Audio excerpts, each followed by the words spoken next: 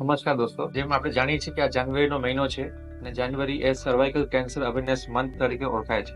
તો આપણે જાણીએ કે સર્વિક્સ શું હોય. સર્વિક્સ જે છે એ સ્ત્રીઓમાં યોનિ અને ગર્ભાશયને જોડતું એક જગ્યા છે અને અહીંયાથી સર્વાઇકલ કેન્સર ઉત્પન્ન થતું હોય છે. સર્વાઇકલ કેન્સર વિશે આપણે શું કામ વાત કરવી જોઈએ? કેમ કે સર્વાઇકલ કેન્સરના કેસો ભારતમાં ઘણા બધા થાય છે. ભારતમાં દર વર્ષે 1 લાખથી વધુ સર્વાઇકલ કેન્સરના કેસીસ જોવા મળે છે. દુનિયામાં 5 કેસીસમાંથી 1 કેસ ભારતમાંથી જોવા મળે છે અને આ કેસીસ જે છે એ અરાઉન્ડ 35 થી 55 વર્ષની ઉંમરમાં મોટાભાગના કેસીસ સર્વાઇકલ કેન્સરના આપણને જોવા મળતા હોય છે. એટલે આપણે સર્વાઇકલ કેન્સર વિશે વાત કરવી જોઈએ. તો આ જે સર્વાઇકલ કેન્સર છે એ હ્યુમન પેપિલોમા વાયરસ નામની એક ઇન્ફેક્શન વાયરસથી થાય છે અને આ વાયરસ જાતીય સંપર્કથી પણ ફેલાય છે. મોટાભાગના સર્વાઇકલ ઇન્ફેક્શન હ્યુમન પેપિલોમા વાયરસથી પોતાની મેળે જ ઉકેલાઈ જાય છે, બટ અગર સતત ઇન્ફેક્શન રહે તો આ સર્વાઇકલ કેન્સર તરફ પણ જઈ શકે.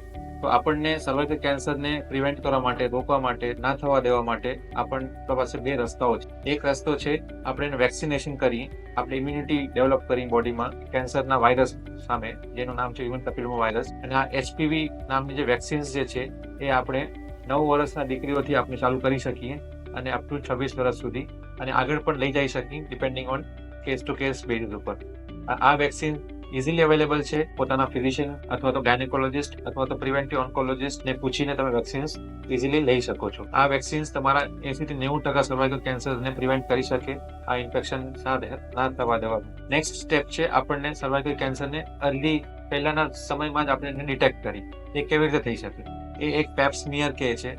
એ તમારા સર્વિક્સના સપાટી ઉપરથી કોષોને, સેલ્સને પર લઈ અને માઇક્રોસ્કોપમાં પેથોલોજીસ્ટ જુએ અને એમાં કોઈ એબનોર્મલ, કોઈ ખરાબ સેલ્સ દેખાય તો એની આપણે અર્લી સ્ટેજમાં, એકદમ વહેલી સ્ટેજમાં આપણે એની સારવાર કરી શકીએ. આ પેપ સ્મિયર જે છે એ 21 વર્ષની એજથી ચાલુ કરી શકાય અને દર 3 વર્ષે આપણે એને પેપ સ્મિયર કરાવવું જોઈએ. અપ ટુ 65-70 યર્સ એજ સુધી આપણે પેપ સ્મિયર કરાવતા હોઈએ. આની જે ફ્રીક્વન્સી છે, આનું જે અંતર છે, કેટલા વર્ષે કરાવવું, એ તમારી એજ, તમારી બાકી મેડિકલ કન્ડિશન અને તમારા બાકીના પહેલાના પેપ સ્મિયરના રિપોર્ટ ઉપર બદલી શકે છે. આપણે સર્વાઇકલ કેન્સરને અર્લી ડિટેક્શન કરી અને વેક્સિનેશન કરીને આપણે સર્વાઇકલ કેન્સરને રોકી શકીએ છીએ. Be aware, be safe. હું ડોક્ટર કુનાલ જુબનપુત્રા, MOC માહિમમાં કન્સલ્ટન્ટ છું, cancer physician, medical oncologist and hemato oncologist. Thank you.